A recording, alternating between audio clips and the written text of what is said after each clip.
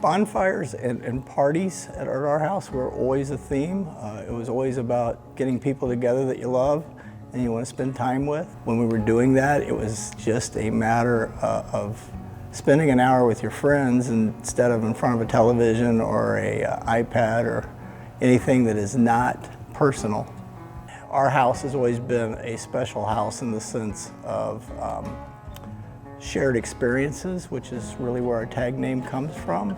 We had the opportunity to look at a lot of different places, and Fortville just made sense for us in a lot of ways. It's still a very small community. The business owners and residents here have done nothing but open arms to us. They're very excited about us being here. We're very happy to be here. We see a great growth opportunity here in Fortville to continue to bring something to this community that's positive. The biggest thing we wanted to do is, again, stay local as possible. So a lot of our corn is sourced out of Hancock County as well as Shelby County. Our rye is Indiana rye. Our malted barley is all through Indiana. And the only grain that we don't get in Indiana is wheat. It's something that's hard to grow in Indiana.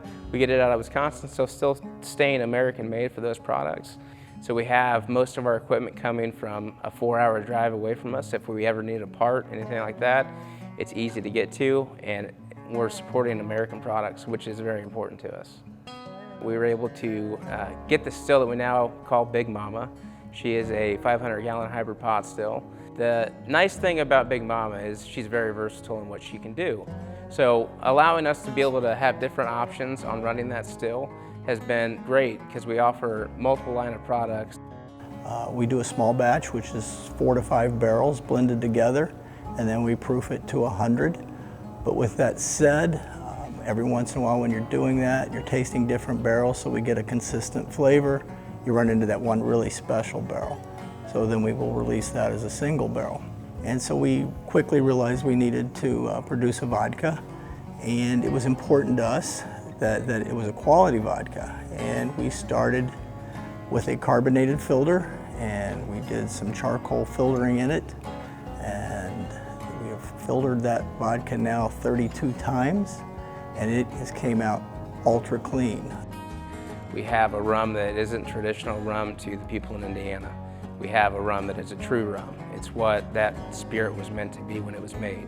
So our Bonfire Blends line started out as kind of the essence of how Moon Drops started. Started as us bringing these to bonfires and hog roasts and really kind of developed from there. So we started out with our lemon shake-up moonshine, kind of a nod of the Indiana State Fair.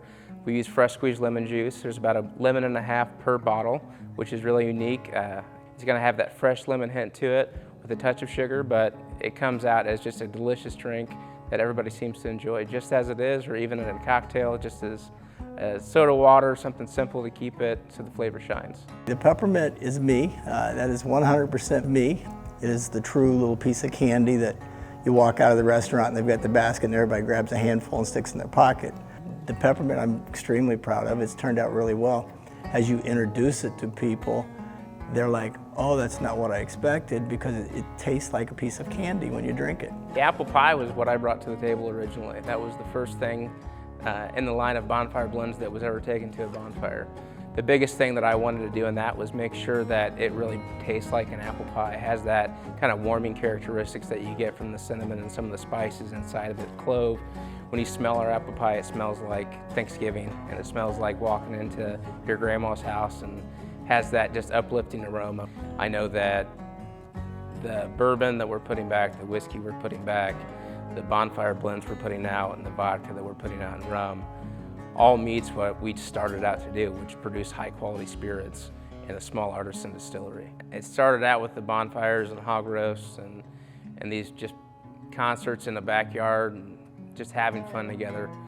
It's really grown, but not grown out of that. I think that's the biggest thing that's important to me. I think keeping a tight-knit group, which we have here at Moon Drops, and the employees that work here, we're all very close.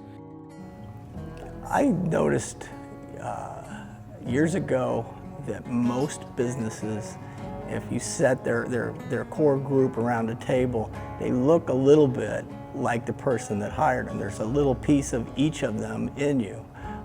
They should all bring a different quality and a stronger quality, because I see this growing way past my lifetime, and they keep that rolling. We've all had different sacrifices that we've had to make to be here.